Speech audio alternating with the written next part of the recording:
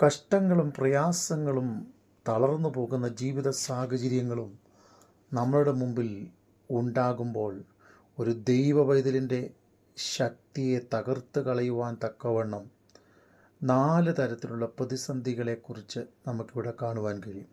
2 കൊരിന്ത്യർ ലേഖനം 4-ാം അധ്യായം അതിൻ്റെ 8-9 വാക്യങ്ങൾ. ഞങ്ങൾ സകലത്തിലും കഷ്ടം സഹിക്കുന്നവരെങ്കിലും ഇടുങ്ങിയിരിക്കുന്നില്ല, ബുദ്ധിമുട്ടുന്നവരെങ്കിലും ഉപദ്രവം അനുഭവിക്കുന്നവരെങ്കിലും നശിച്ച് പോകുന്നില്ല.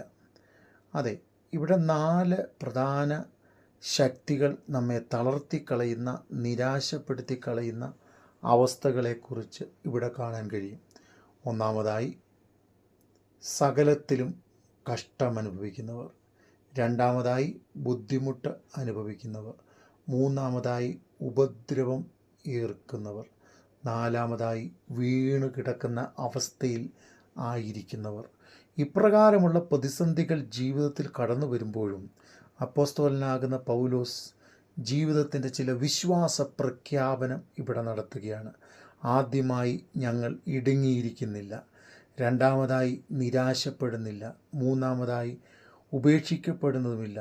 നാലാമതായി, നശിച്ചു പോകുന്നതുമില്ല. കാരണം എന്തെന്ന് ചോദിച്ചാൽ, അപ്പോസ്തലനാകുന്ന പൗലോസ് പറയുകയാണ്, ഞാൻ വിശ്വസിക്കുന്ന കർത്താവിന് എന്നെ നിലനിർത്തുവാൻ ശക്തിയുള്ള ദൈവമാണ്. അതെ, അതുകൊണ്ടാണ് പൗലോസ് പറയുന്നത്, ഞാൻ ആരെ വിശ്വസിക്കുന്നു എന്നറിയുന്നു. അതെ, ആ കർത്താവ് സർവശക്തനും ബലമുള്ളവനുമാണ്. അതെ, നമ്മുടെയും ജീവിതത്തിലൊരു വിശ്വാസ പ്രഖ്യാപനം ഉണ്ടാകേണ്ടിയിരിക്കുന്നു. ദൈവപൈതലേ, നീ യഥാർത്ഥമായി വിശ്വാസത്തിലും ശക്തിയിലും കൃപയിലും നിലനിൽക്കുന്ന വ്യക്തിയാണെങ്കിൽ നിൻ്റെ വിശ്വാസത്തെ, ശക്തിയെ, ധൈര്യത്തെ, കൃപയെ ചോർത്തിക്കളയുവാൻ ഒരു ശത്രുവിനും കഴിയുകയില്ല.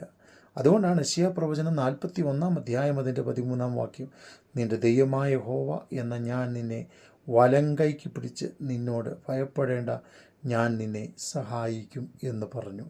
അതെ, ജീവിതത്തിൻ്റെ ഏത് സാഹചര്യങ്ങളിലൂടെ നമ്മൾ കടന്നു പോകുന്നവരാണെങ്കിലും കർത്താവിൽ വിശ്വസിക്കുന്നുവെങ്കിൽ ഭയപ്പെടേണ്ട, ഞാൻ നിങ്ങളെ കരം പിടിച്ച് വഴി നടത്തും.